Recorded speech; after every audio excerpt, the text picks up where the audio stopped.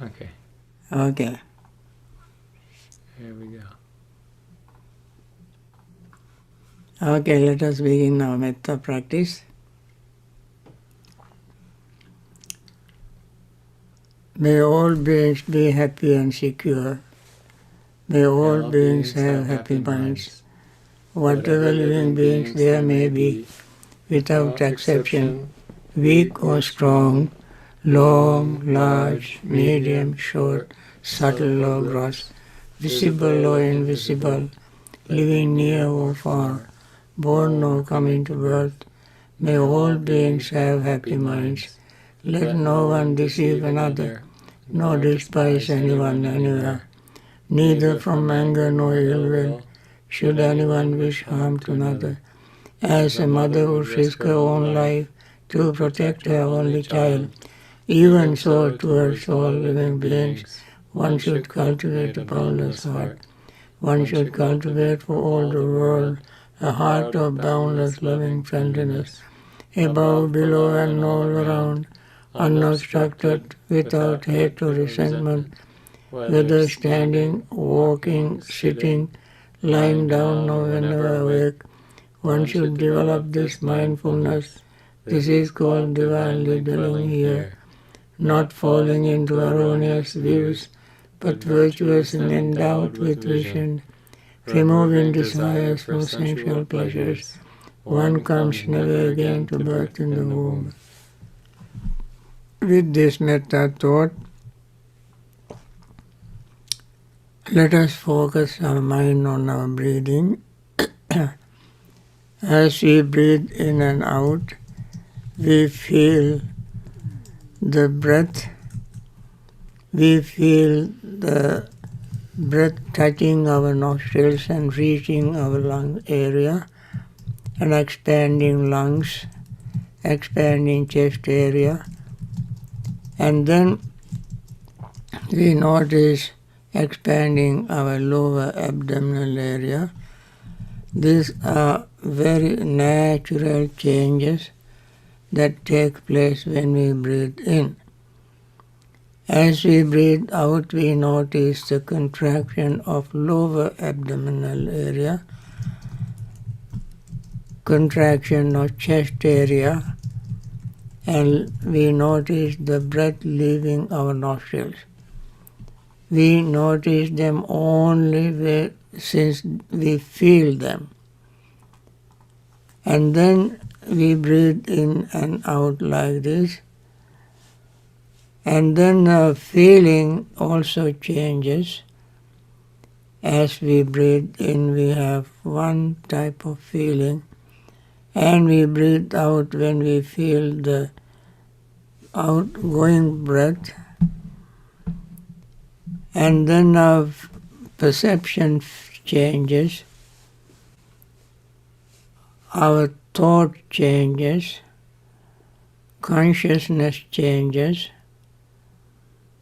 As they rise and fall all the time, we simply become aware of this rising and falling, appearing and disappearing. And then the mind and the body become calm, relaxed and peaceful, because there is nothing to hold on to. Everything is moving.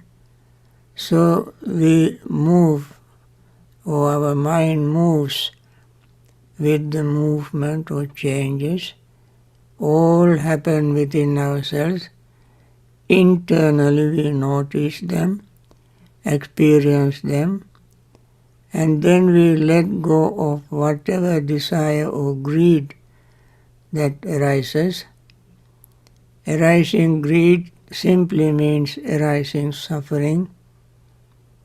Greed and suffering are identical, according to Mahasatipatthana Sutta. The Buddha said when 60 places where greed arises, suffering arises along with that. So greed and suffering are identical, synonymously arising. No difference.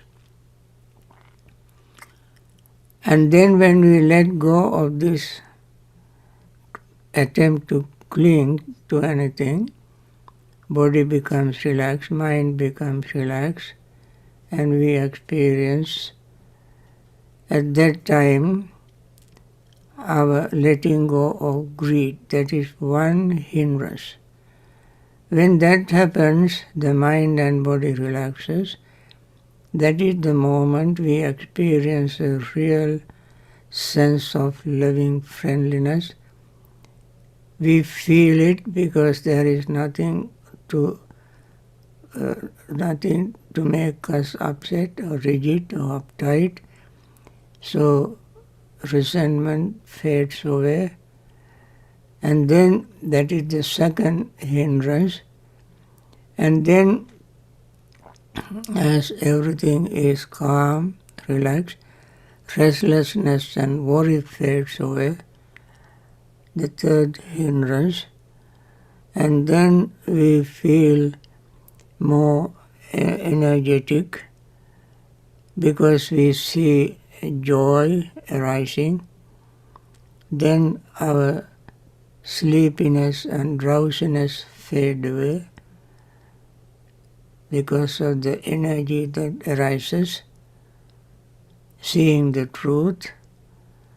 Then we become full of joy, seeing all these results. Then our mind becomes more relaxed and calm and peaceful.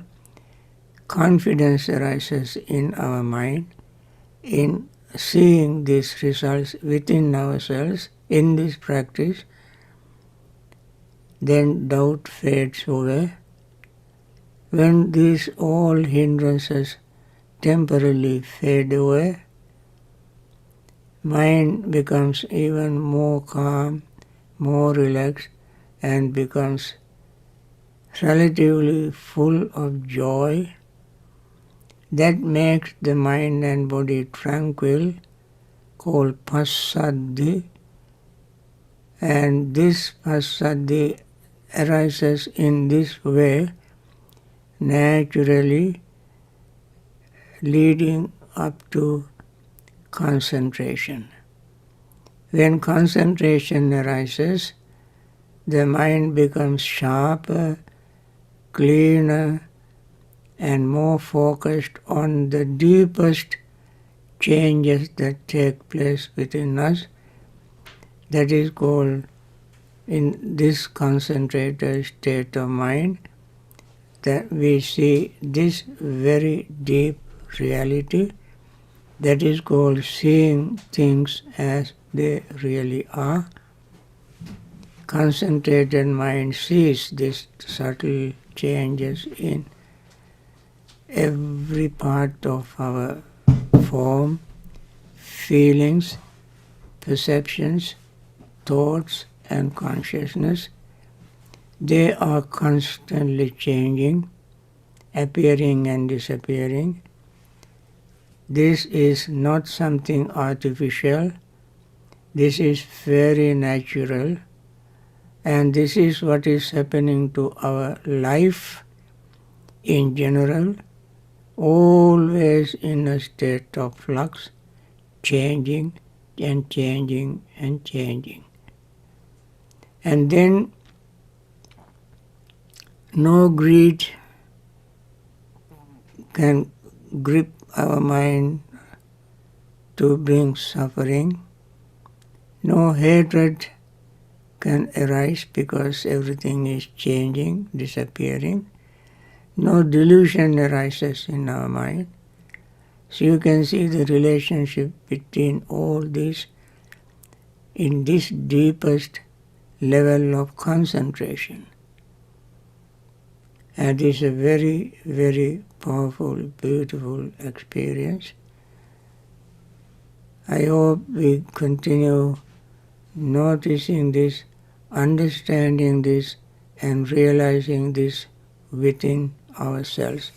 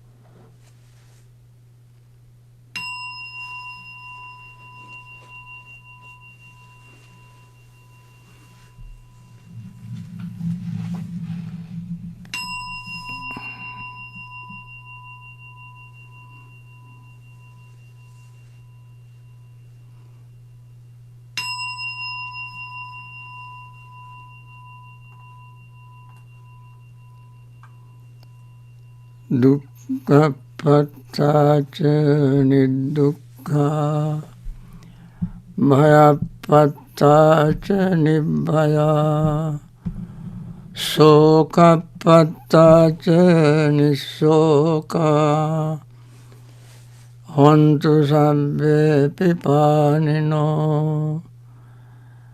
May the suffering be free from suffering. May the fear-struck be free from fear. May the grieving be free from grief. So too may all beings be.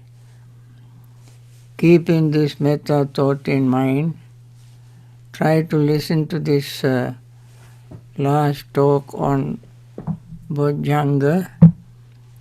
This doesn't mean that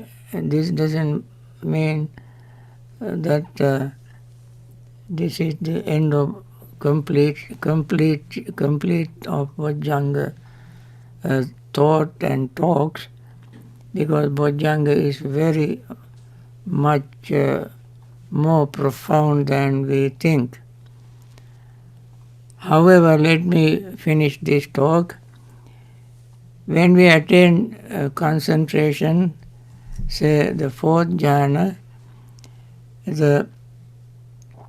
when concentration is strong and mindful, has become pure and constant, everything moves into balance.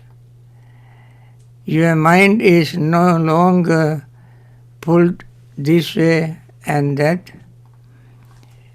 You are steady, strong, and stable.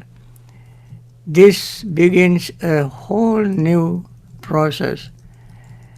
You begin to see anicca, dukkha, and anatta with no emotion reaction at all, as simply be the way the things are. This brings away the fetters, or burns away all the fetters. The equanimity that we experience in the jhana state differs from the type we use in mindfulness meditation to balance harmful and beneficial feelings. Equanimity based on sensual objects, form, sound, smell, taste, and touch, is called equanimity based on diversity. In the jhanic states, the equanimity that arises as a fact of enlightenment is called equanimity based on unity, because it focuses on a single internal object. And Bojjhanga also occurs with the four Brahmaviharas. We can practice all the factors of enlightenment accompanied by loving friendliness, compassion, appreciative joy, and equanimity, based upon seclusion, dispassion, and cessation, maturing in release. Vivekanishitam, Viraganishitam, Nirodhanishitam, Vasvaga Parimanami, and so forth Buddha mentioned. When you have practiced all the factors of enlightenment, accompanied by the four sublime states, then if you wish, you could develop different attitudes towards any object. If you wish, when Buddha said, when a bhikkhu sees form with the eye, hears a sound with ears, smell with the nose, taste with the tongue, touch with the body, and cognizes with the objects with the mind, there arises in him what is agreeable, there arises what is disagreeable, they arise as both agreeable and disagreeable. If he should wish, may I abide perceiving the unrepulsive in the repulsive, he abides his perceiving unrepulsive in the repulsive. If he should wish, may I abide perceiving the repulsive in the unrepulsive, he abides perceiving repulsive in the unrepulsive. If he should wish, may I perceive the unrepulsive in the repulsive and unrepulsive, he abides perceiving the unrepulsive in that. If he should wish, may I abide perceiving the repulsive in the unrepulsive and repulsive, he abides perceiving the repulsive in that. If he should wish, may I avoid both the repulsive and unrepulsive, abide in equanimity, mindful and fully aware, he abides in equanimity towards that, mindful and fully aware. That is how one is a noble one with development faculties or developed faculties. So we see, you learn in the Satipatthana Sutta a section called Patikula Manasikara, the reflection, mindfulness or repulsiveness of the 32 parts of the body. And if you really mindful, you would not develop only repulsiveness there. You will see much more deeper things, and actually you can develop equanimity and the true nature of these 32 parts of the body. At this stage of the path, all of the component of the body and mind, the 5 aggregates in the past, present and future, are exactly the same. There is no such thing as good, bad or indifferent. It is all simply reality, impermanent, unsatisfactory and selflessness. In this state of perfect balance, the clinging to the material things of the world ceases utterly without remainder. When you practice these 7, you automatically practice all the other 30 factors of enlightenment. These 7 stages actually involve both mindfulness and concentration throughout. Mindfulness has a memory factor. It keeps bringing you back to the object of meditation. It brings you back to see the impermanence. When the mindfulness factor reaches its perfection, fulfillment, it becomes strong and constant, a stage of enlightenment process that produces investigation, energy, joy, tranquility. Then concentration takes over as the predominant feature. It keeps looking at anicca, dukkha, anatta. anicca dukkha anatta constantly, deeply and penetratively. When concentration reaches its perfection, mindfulness takes over again on its final round to arouse wisdom. This is what we mention every day in our meditation instruction. When we gain true concentration, it begins to see the subtlest changes taking place in our mind and body. Mindfulness sees what is there, understand it, and out of that developed wisdom. Then the Buddha mentioned the nutriments of the equanimity. And Buddha asks, and what bhikkhus is the nutriment for the arising of unarisen enlightenment fact of equanimity, and for the fulfillment by development of the arisen enlightenment fact of equanimity. There are bhikkhus things that are the base for enlightenment fact of equanimity.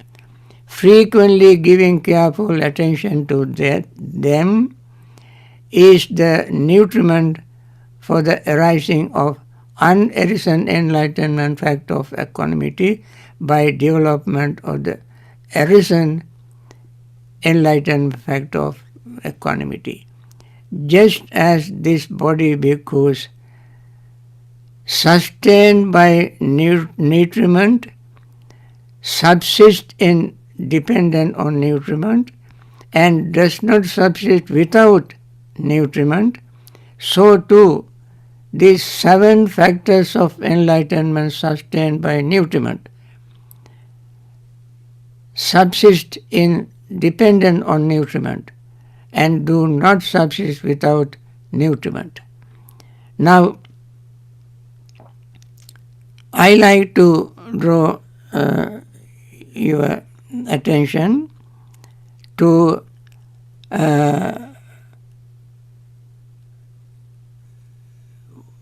the factors that are very pertinent to our practice. That is 7 becomes 14.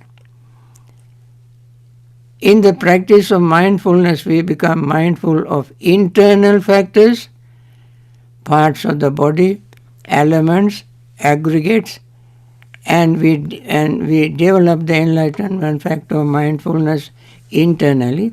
Similarly, when we practice mindfulness of external object, impermanence, unsatisfactoriness, and selflessness of external things, we develop the enlightenment factor of mindfulness externally. By this way, we practice twofold enlightenment factor of mindfulness. That goes with the other 6 factors of enlightenment. Therefore, 7 factors of enlightenment becomes 14 factors of enlightenment. That means dividing them in by 2, internal and external. That is why in Mahasatipatthana Sutta Buddha said, when he taught us about the Dhamma, mindfulness of Dhamma, thus be mindful of Dhamma internally, be mindful of Dhamma externally. And that applies to factors of enlightenment as well.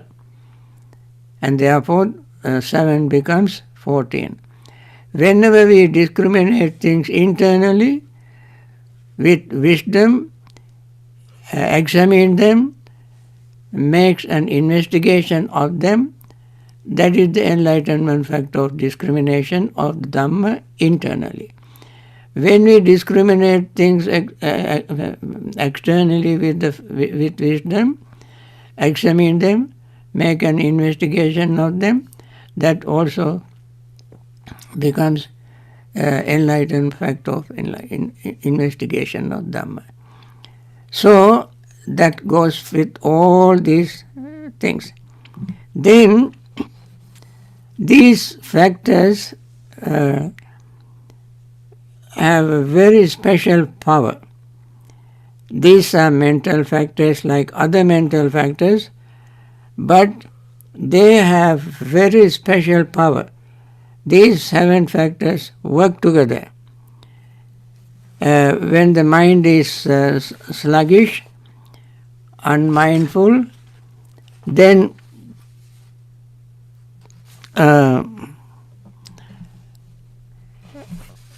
we use energy factors. There are 3 factors which are very sort of dormant, not very active, such as equanimity, tranquility, and concentration.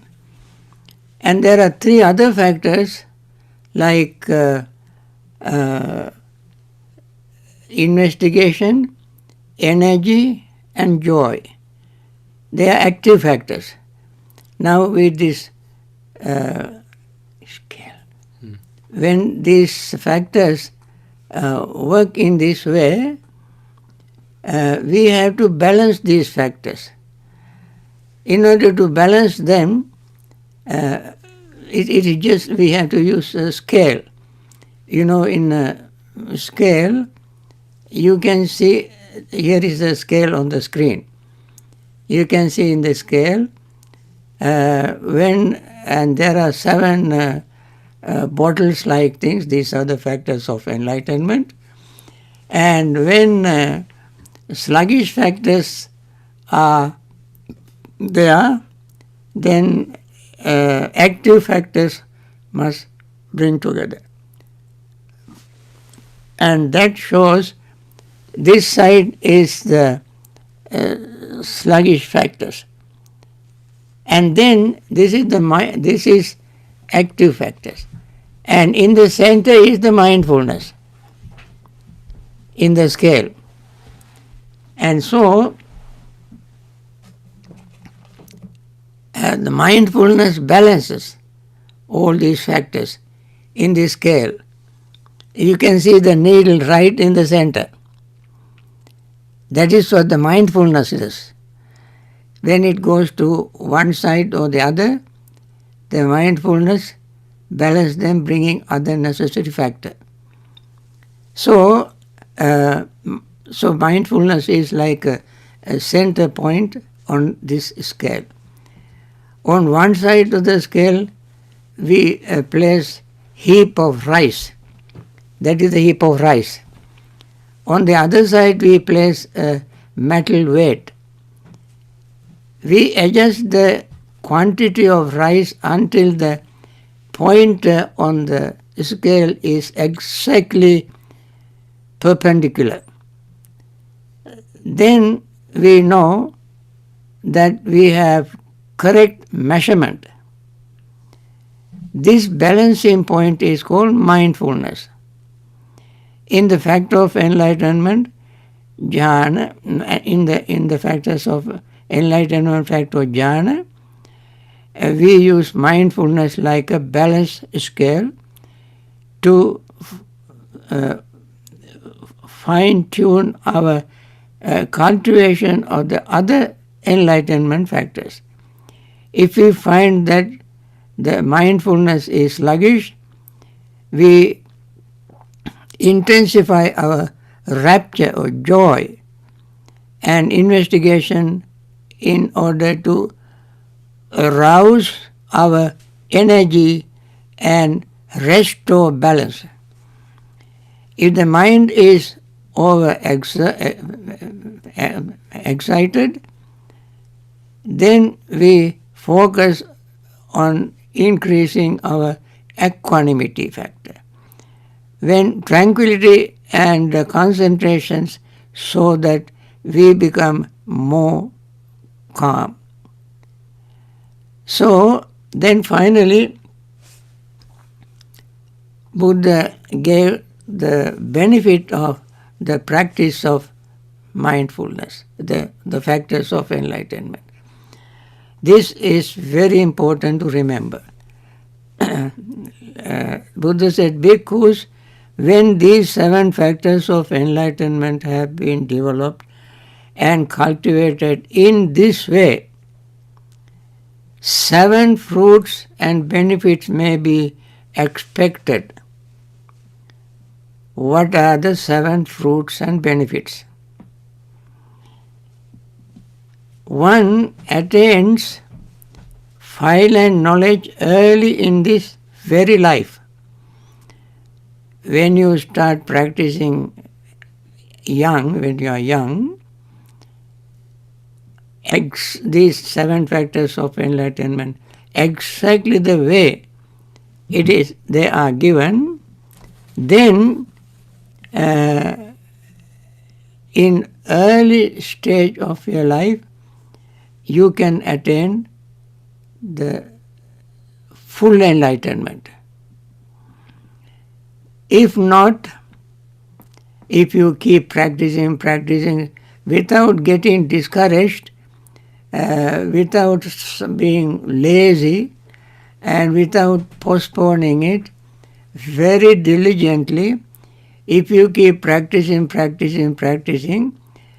if one does not attain final knowledge early in this very life, then one attains final knowledge at the time of death. That is the guarantee. If you don't attain it now, don't get discouraged. Don't be, sleepy, drowsy, and give excuses. Keep practicing. Who knows? At the moment of death, you can attain, because you keep building up the force, power. You build up this power slowly and gradually. While you are sitting, you practice these factors of enlightenment. While you are walking, you practice. May not be all together. You may be mindful, sitting, standing, walking, lying down, and all other states, eating, drinking, and talking, and so forth. All these times remain mindful. And that will go to mindfulness factor of enlightenment. I sometimes think of a computer. In the computer, there are so many documents. I open 2-3 documents at a time,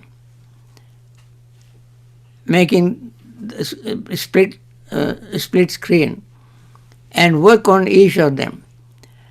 When I click the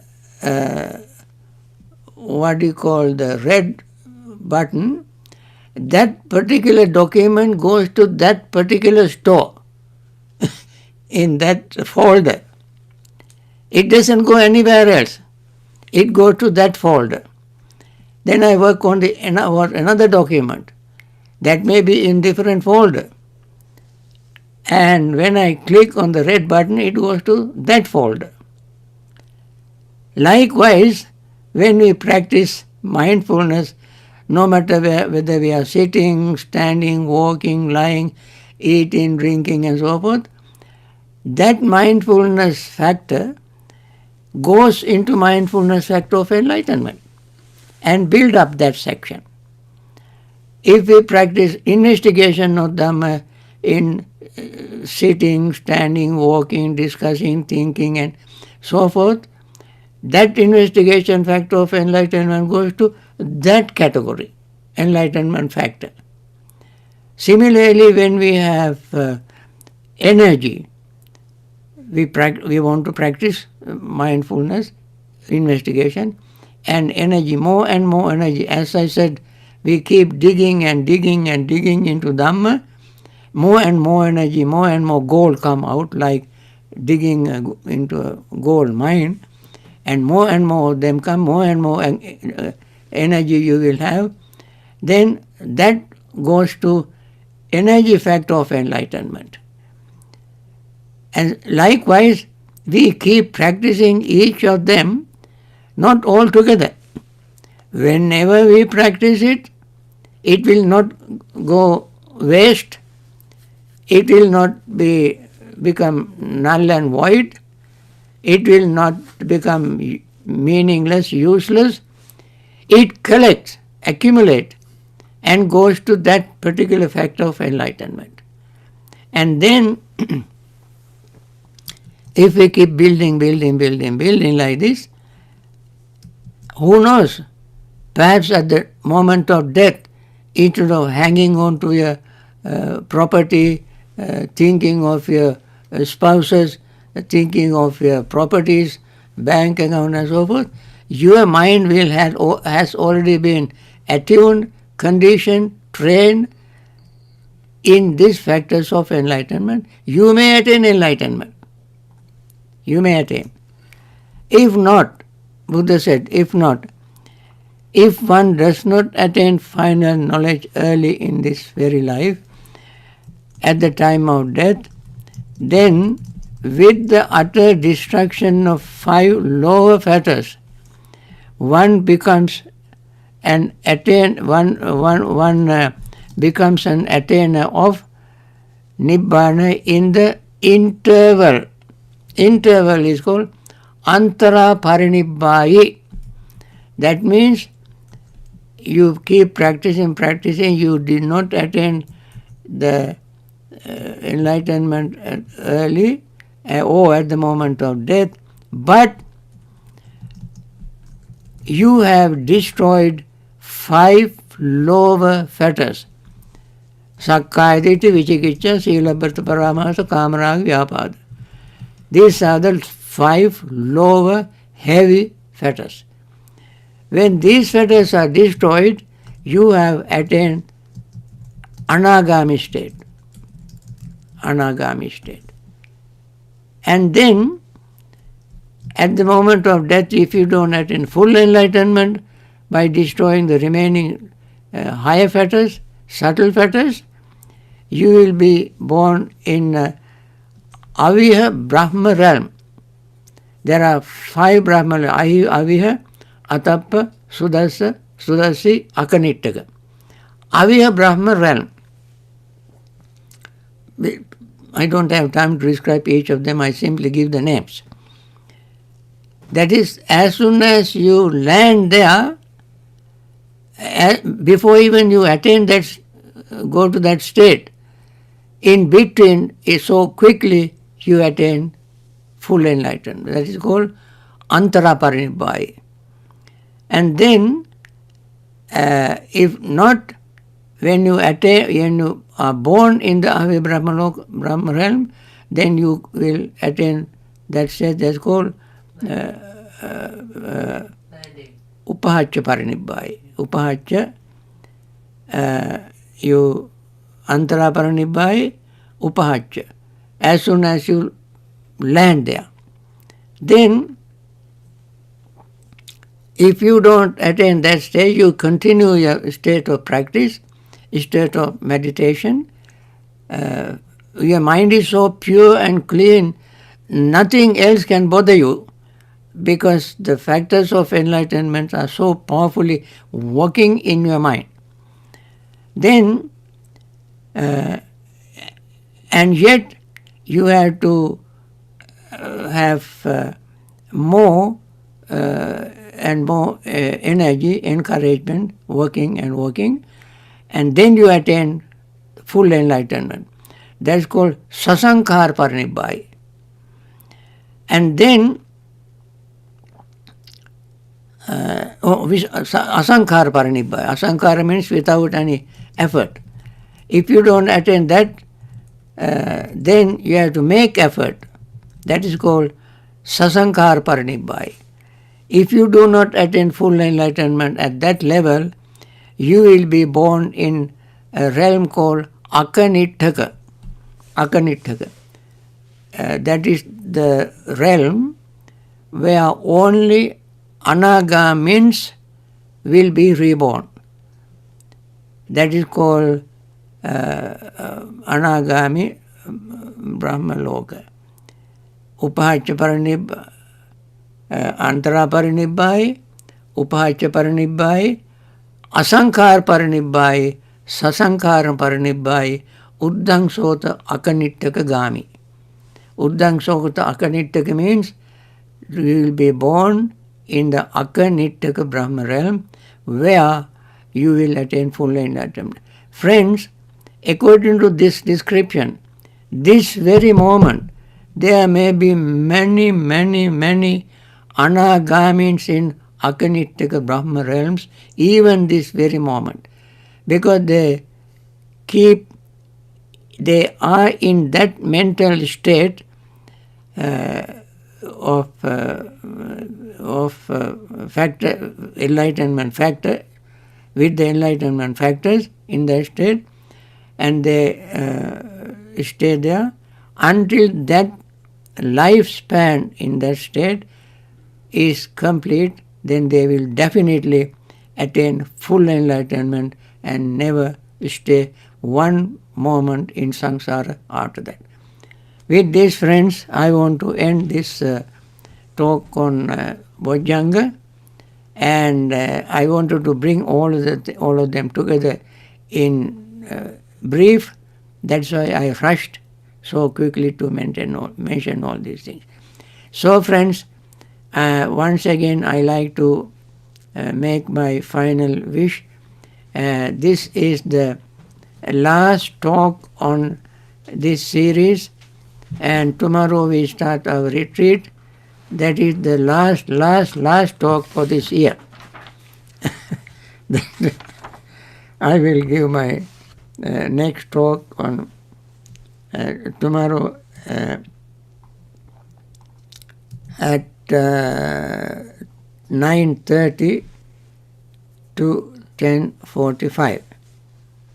And then I will have questions and answers tomorrow at 1 o'clock, from 1 to 1:45.